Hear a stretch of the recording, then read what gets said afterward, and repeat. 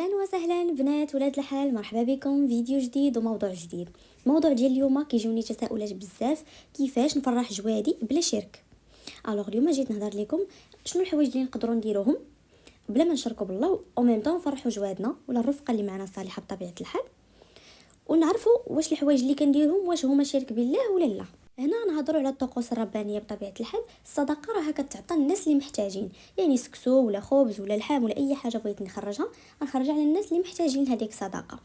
نهضروا سيدي على اننا بغينا نديروا صدقه كبيره ونديروا التخيطور ونديروا الماكله ونديروا الشراب ونديروا اي حاجه بغينا، وما بغيناش نعرضوا على سيدي الفقراء بوحدهم، بغينا نديروا حتى الناس اللي في العائله، الناس اللي هذا ماشي مشكل، خذوا راحتكم. المهم الصدقه راه كتعطى الناس اللي محتاجين، هذيك سميتها زرده ولا سميتها عراضه ولا سميتها شي حاجه، سميوها كما بغيتو نتوما، ولكن راه ماشي صدقه اللي نتوما تحضروش فيها المساكين والمحتاجين.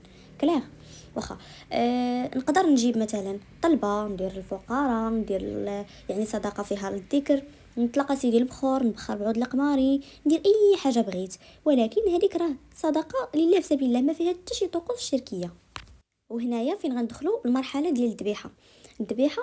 نقدروا اننا هاد الصدقه هذه اللي ربانيه بطبيعه الحال، غادي نمشي نشري اللحم بلا ما نذبح. شحال غنحتاج من كيلو؟ غنحتاج 50 كيلو، نمشي عند الحاج الزار ناخذ عنده 50 كيلو ونطيبها بالطريقه اللي غدا غير هنا ذبحت وهنا ما ذبحتش. اوكي، وغادا ناخذ ونذبح كاع الا بغيت نذبح ماشي مشكل، ولكن راه داك الذبيحه ما غادا نختار ليها اللون ديالها لا احمر ولا اصفر، ما غادا نبخرها، ما غادا نوضيها، ما غادا ندير حتى شي حاجه. يعني كاينين الناس كيديروا اخطاء كبيره وكيقول لا حكا قلنا بسم الله، راه واخا قلت الحمد لله، هذيك ذبيحه لغير الله. هنايا فين كتبان الحقيقه ديال كل واحد وشنو باغي، لحقاش الغرض في الموضوع الغرض ديالو هو الدم.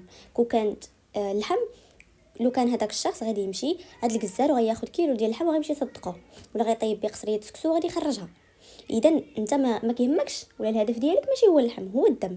الوغ هنايا كنحددوا شنو هو الموضوع وشنو هي النيه ديالك، ديك الساعه كنعرفوا اشنو غادي يكون، واش شرك ولا ماشي شرك. فهمتيني؟ الا كان الغرض ديالك هو الدم، راه هذه يكون على يقين راه سميتها ذبيحه لغير الله وشرك وحرام، بلا ما ندخلوا في الديتاي اخر.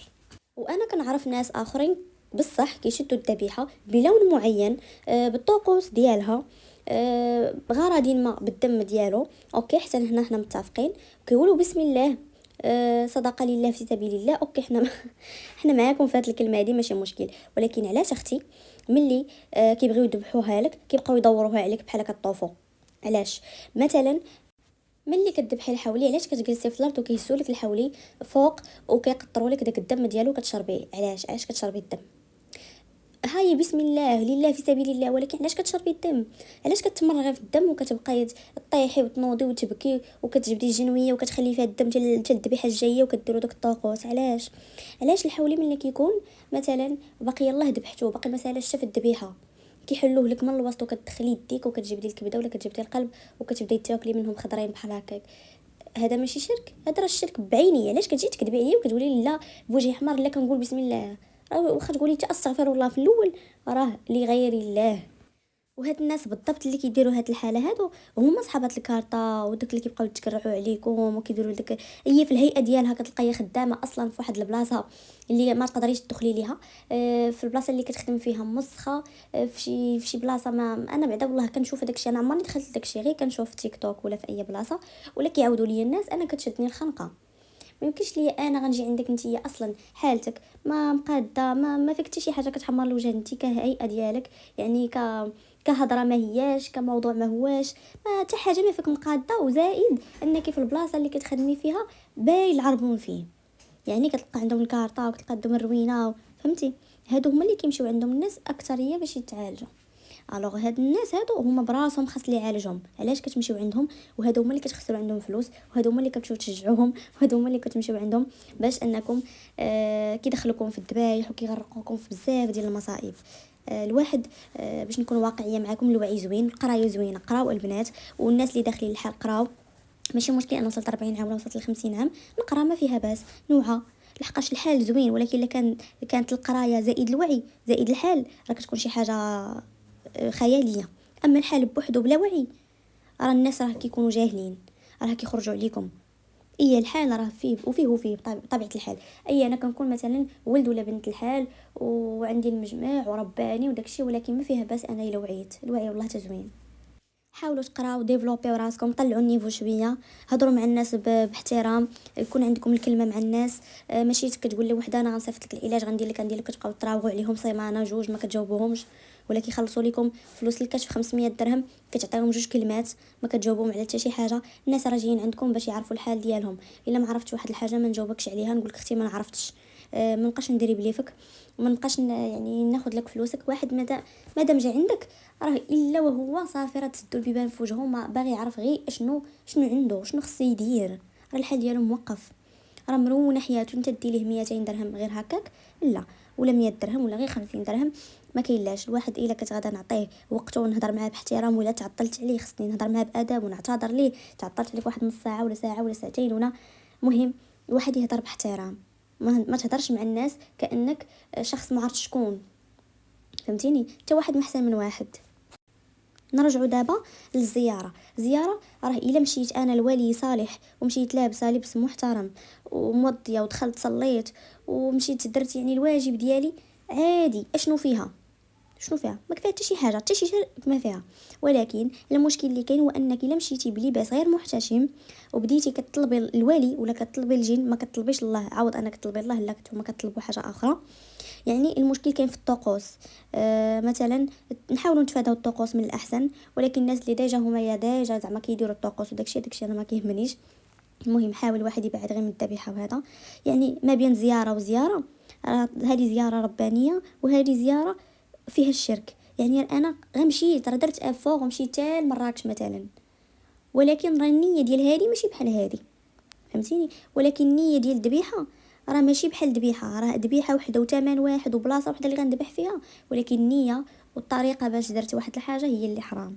واخا اغلب الاسئله اللي كيجوني ابار الذبيحه راه الناس كاملين عارفين شنو اللي حلال وشنو اللي حرام، وكاينين الناس اللي غارقين وكيقولوا لك لا حلال هاد الذبيحه هذه، وكتقولي لهم ها شنو واش ذبح لك تحولي السيد وجهه احمر ولكن حلال، ما تحيدش لي الفكره من راسها، فهمتيني؟ هادو ما كنهضرش معاكم نتوما، انا كنهضر مع واحد الفئه اخرى اللي كيسولوني كيقولوا انا بغيت ندير الصواب مثلا غير في الدار لواحد الملك اللي انا كنشوف راسي زعما كنحلم باحلام زوينه، كنحلم باشخاص كيقولوا لي صلي، كنشوف راسي في الحاج، يعني احلام زوينه، كنشوف مثلا الام ديالي ولا شي شخص كيقول لي انا معاك، وكنشوفه واقف معايا وكنحس غيالمو شي حد كيطبطب عليا، شي حد يعني ملي كنبكي كنحس براسي زعما ساند ليا واخا ما كاين حدايا حتى شي حد، ولكن راه كنحس ان كاين حداك شي حد، واش فهمتيني؟